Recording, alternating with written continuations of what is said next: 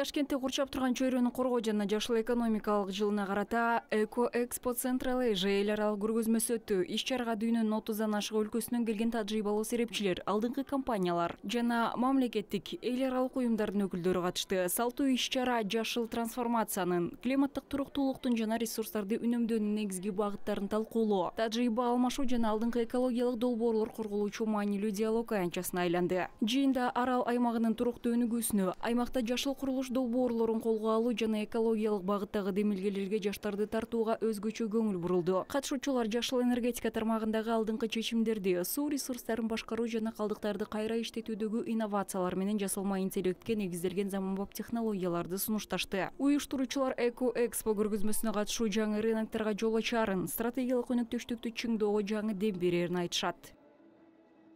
Можно смело сказать, что сегодня Узбекистан Бүгүнкү күндө Өзбекстан экология, айлана чөйрөнү коргоо, климаттын өзгөрүшү боюнча активдүү иш жүргүзүп келет. Бул багытта европалык стандарттарга ылайык эл аралык институттар менен бир катарда келе жатабыз деп батыл айтууга болот. Экологиялык маселесине жогорку деңгээлде көңүл бөлүнөт. Мамлекет башчысы быйыл экологиялык абалды жакшыртууга багытталган мамлекеттик программа кабыл алды. направлен на улучшение экологической обстановки. Биз Өзбекстандын аймактын жашыл өнүгүү концепциясын кабыл алганын жогору баалайбыз. Ага жараша бул демилгени колдоп, өлкөдөгү жашыл климаттык иш-аракеттерди жандандырууга өз салымыбызды кошууга даярбыз. This initiative to accelerate green climate action in Uzbekistan.